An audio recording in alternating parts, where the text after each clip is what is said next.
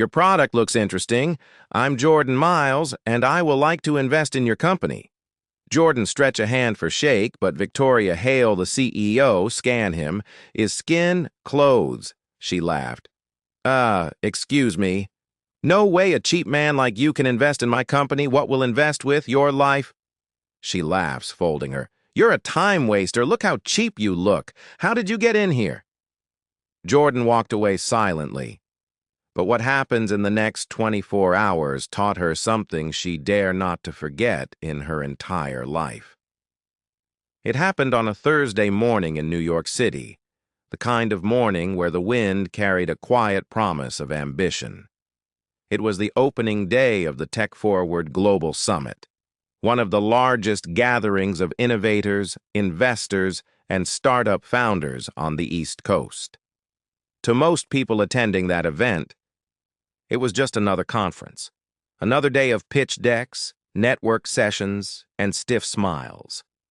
But for Jordan Miles, this wasn't just another day. It was a continuation of a journey he started long before anyone in Silicon Valley knew his name.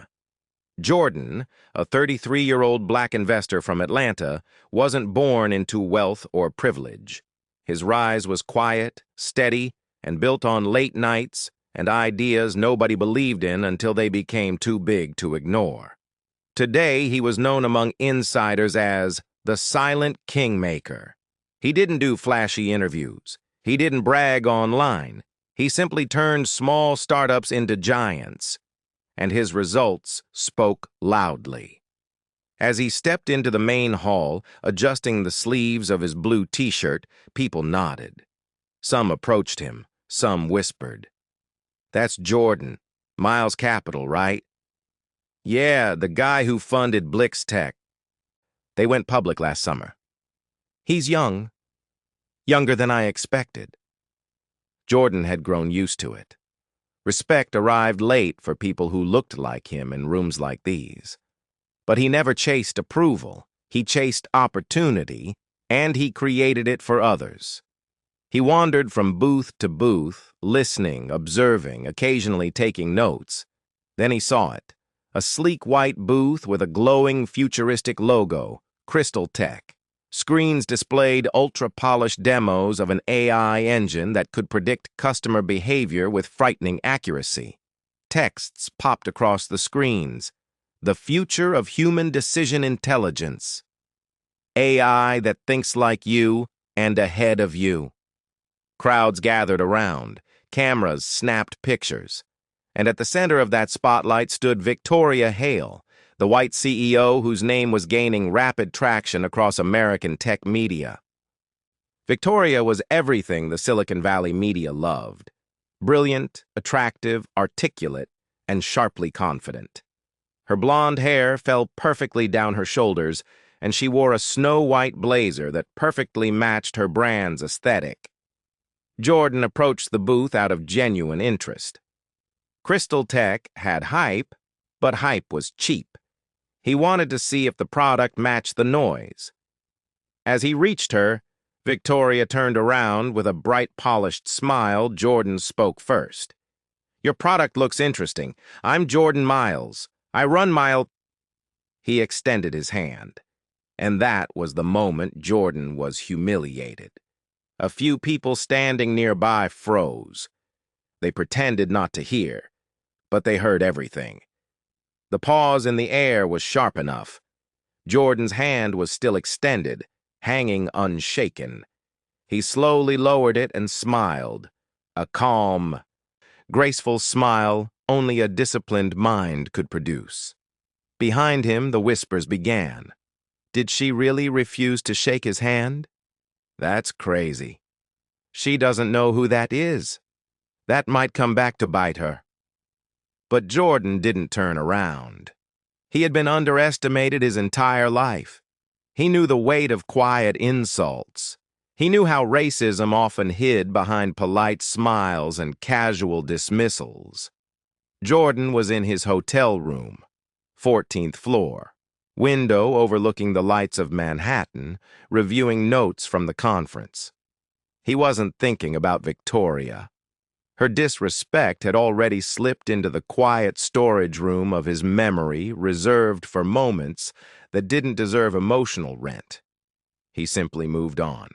But somewhere across the city, Crystal Tech headquarters was drowning in panic.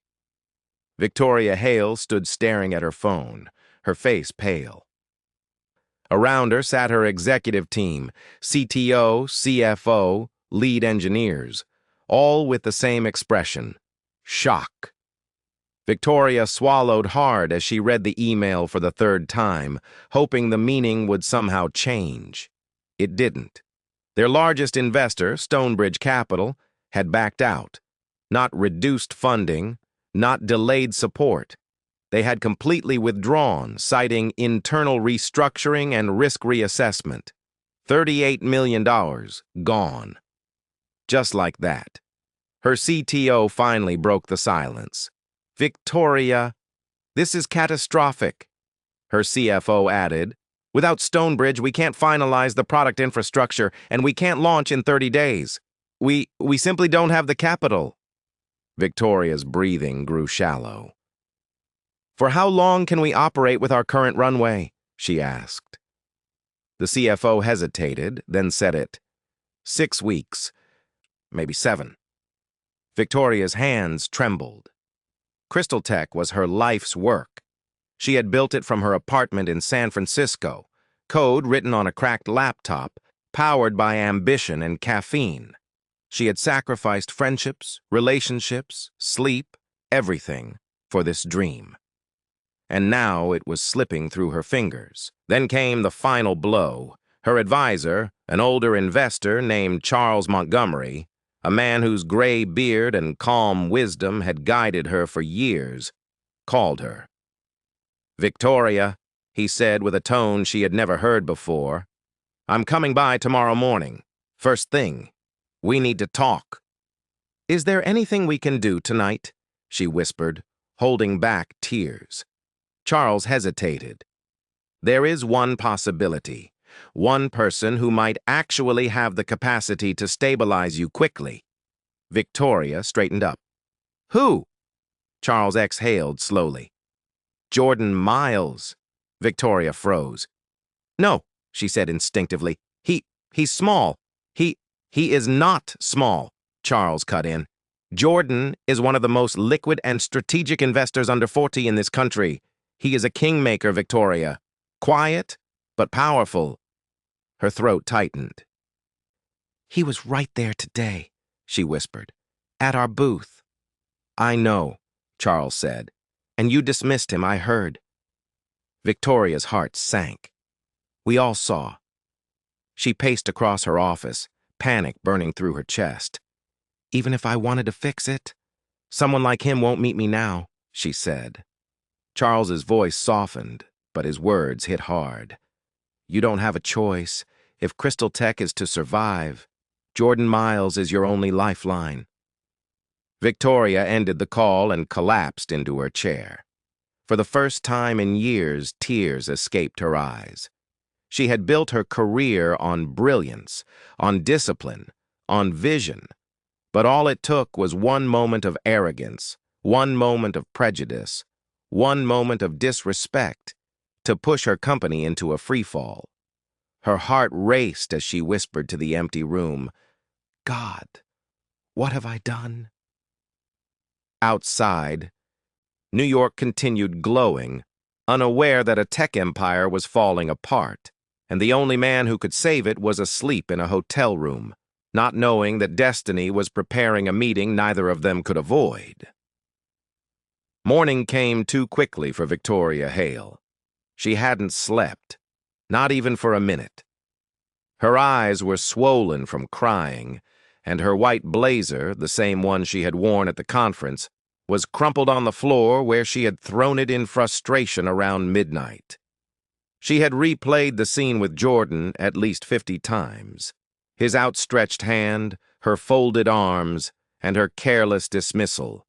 She had always prided herself on being sharp, on being able to read people, opportunities, and risks. But for the first time in her career, her instincts had failed her in the most public and devastating way possible. At 6 a.m., long before the Crystal Tech office opened, Victoria sat in the passenger seat of a black Uber SUV, heading toward the Manhattan Financial District, to Miles Capital, the private investment office of the man she had disrespected. She clutched her laptop bag against her chest like it was a life vest. The driver glanced at her through the mirror. "Tough morning?" he asked gently. Victoria forced a smile. "You have no idea." Traffic was light. The early sun reflected off skyscrapers, turning the city gold, exactly the color of success she had once believed she owned. By 6:21 a.m., she arrived in front of a tall, minimalist building with black-tinted windows and a silver plaque that read, "Miles Capital, Transforming Ideas into Empires." Victoria's breath caught. She hadn't processed the gravity yesterday, the mathematical irony of refusing a handshake from the same man whose name was literally printed alongside the word empires. She stepped out, her heels clicking on the sidewalk. The building wasn't open yet. The front doors were locked. So she waited. She sat on the stone bench near the entrance, elbows resting on her knees, palms clasped nervously. Every few seconds she looked at her watch, hoping time would move faster. Birds chirped overhead. The city slowly came alive. But Victoria remained frozen. Then, at 7:03 a.m., a security guard approached the front doors to unlock them. He recognized her immediately. Crystal Tech had been in the news all night. "Morning, Miss Hale?" he asked with uncertainty. "Yes," she said quickly, standing. "I'm here to see Mr. Miles." He nodded slowly. "I'll let the receptionist know when he arrives." Victoria felt her stomach twist. The humility was suffocating. She had never begged anyone in her life, not investors, not board members, not partners. But today, everything was different. At 7:50 a.m., the receptionist arrived, a young woman with curly hair and bright eyes. She paused when she saw Victoria sitting near the door, shoulders tense. "Good morning," the receptionist said cautiously. "Can I help you?" Victoria stood again, smoothing her wrinkled skirt. "I'm here to see Mr. Miles. I don't have an appointment, but it's urgent." The receptionist nodded kindly. "You've been here since before we opened?" "Yes," Victoria whispered. The receptionist hesitated for a moment, then gently said, "I'll let him know as soon as he comes in." Victoria sat again. Her fingers trembled. At 8:12 a.m., the elevator dinged on the far end of the lobby. Victoria looked up. The doors slid open, and Jordan Miles stepped out. He wore a charcoal gray suit today, crisp and elegant. His expression was calm, a man who had long ago mastered the art of not letting the world disturb his internal balance. The receptionist stood. "Good morning, Mr. Miles. Ms. Hale has been waiting." Jordan raised a hand gently, signaling that he already understood. Their eyes met. For Victoria, the moment lasted an eternity. For Jordan, it was simply another morning. He approached her slowly. "Miss Hale," he said in a level tone, "you're here early." She stood quickly. "Mr. Miles, please, I need 10 minutes.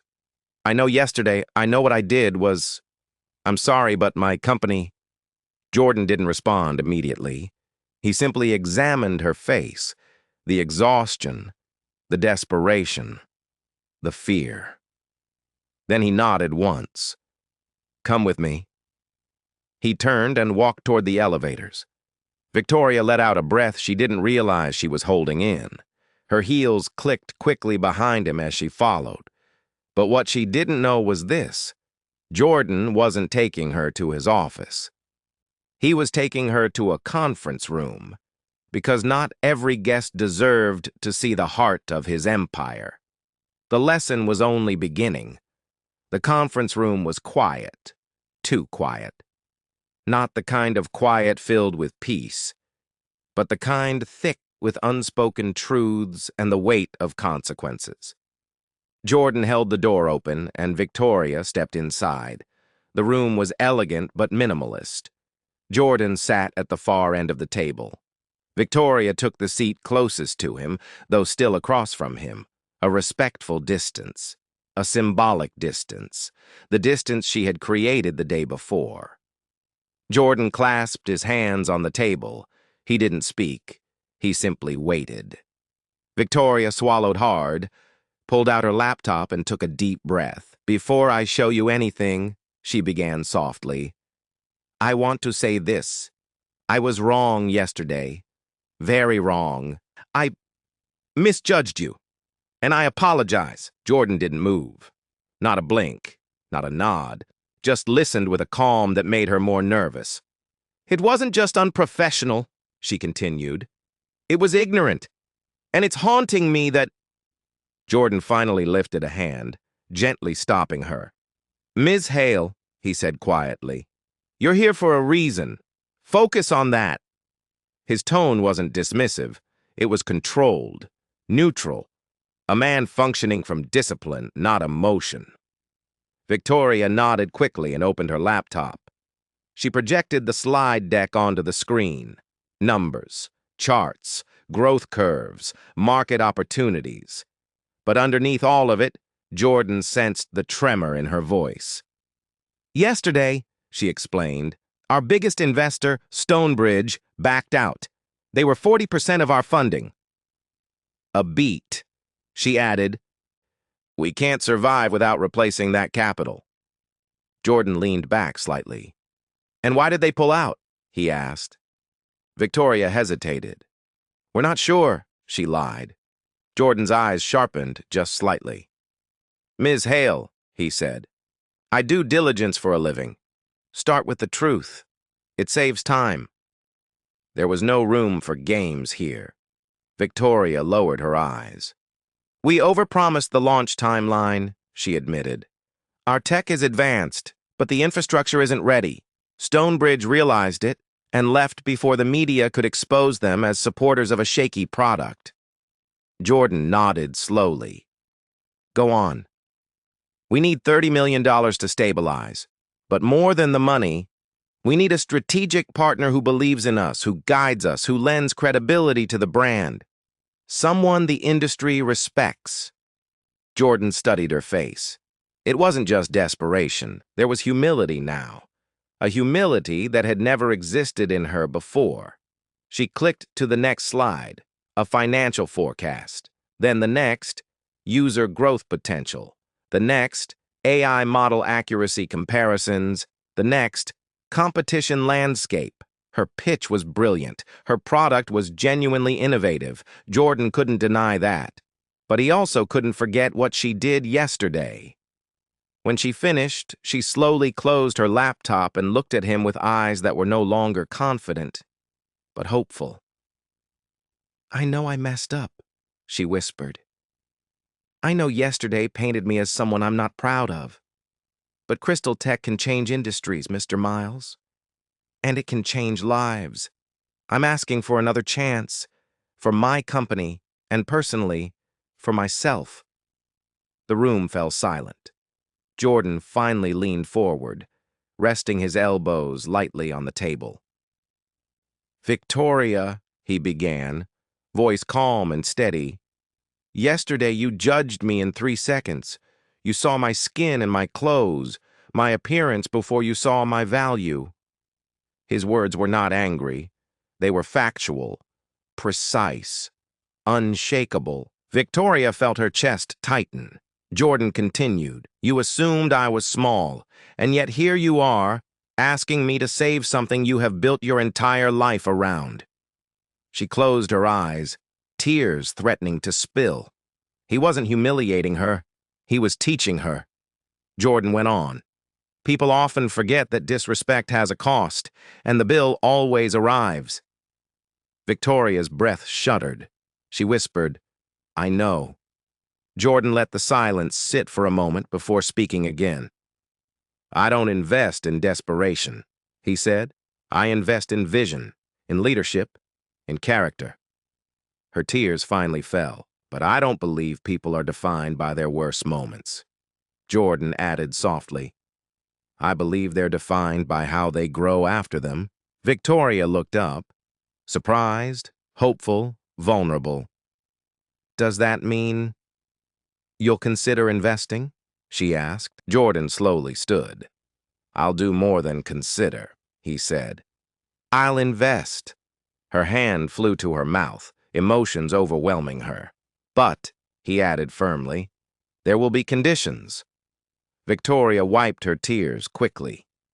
Anything. Jordan stepped closer, not aggressively, but with purpose.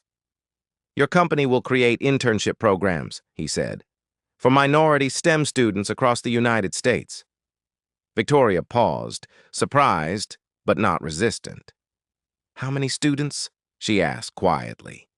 Jordan's answer was steady. Hundreds, every year. Victoria nodded without hesitation. Yes, absolutely. We'll build it. And one more thing, Jordan said. She tensed again. You will issue a public statement discussing leadership accountability, about recognizing bias and correcting it. Victoria swallowed hard, but her voice was steady. I will, she said. I promise. Jordan extended his hand. The same hand she refused to shake yesterday. Victoria stared at it, the full weight of that moment landing on her shoulders. Then she took his hand with both of hers and held it tightly. Thank you, she whispered, voice cracking. You won't regret this. I'll make you proud. Jordan nodded once. We'll see. News travels fast in the tech world. But this news traveled like lightning. Within 48 hours of Jordan signing the initial partnership documents with Crystal Tech, the story was everywhere. Miles Capital takes major position in Crystal Tech. Jordan Miles backs AI disruptor. Crystal Tech resurrected after surprise investment. The same reporters who doubted Crystal Tech's future were now calling the comeback one of the sharpest rebounds in recent Silicon Valley history. But none of them knew the full story. No one knew about the handshake she refused. No one knew about the humiliation, the panic, the early morning meeting. The world only saw the headlines. Only Jordan and Victoria knew the truth. After the investment was approved, Jordan visited Crystal Tech headquarters personally. His presence changed everything. Workers straightened their posture when he passed. Engineers whispered, "That's Jordan Miles. He single-handedly saved this company. I heard he rebuilt Blix-Tech from almost nothing." But Jordan wasn't interested in fame. He wanted results. He gathered the entire executive team into a meeting room. Victoria sat beside him, not above him, not opposite him, a symbolic shift in leadership. She no longer carried the air of untouchable superiority. She looked focused, disciplined, humbled, and determined to rebuild. Jordan stood and began. Everyone, listen carefully. Stonebridge didn't leave because of product flaws. They left because of leadership instability. That ends today. He walked toward the whiteboard, picked up a marker, and wrote, "Clear vision, strong company." Then he underlined it. "We are not fixing this company," he said. "We are reinventing it." Silence filled the room. Jordan laid out his plan: stabilize infrastructure, rebuild investor confidence, launch the Minority STEM initiative, rebrand Crystal Tech's leadership culture, deliver a new, realistic launch timeline. 3 months ago, she began, I faced a leadership failure. Not technical, human, and it almost cost us everything. But we rebuilt ourselves from the ground up. Not by pretending we were perfect, but by admitting where we fell short. She turned slightly toward Jordan. And by partnering with someone who reminded me that vision means nothing without humility. Jordan didn't react outwardly, but her words struck him. She continued, "We are no longer the Crystal Tech you thought you knew. We are bigger, stronger, wiser, and more inclusive than ever. Our culture has changed, our mission has expanded, and our product is now ready. We talk about innovation as though it's only about machines. But the greatest innovation is human growth. I made a mistake, a painful one, but it taught me the value of humility, respect, and second chances. I judged a man by the color of his skin," she said, "and 24 hours later, I was begging for his help. That moment embarrassed me, humbled me, and reset everything I thought I knew about leadership." She paused, scanning the audience.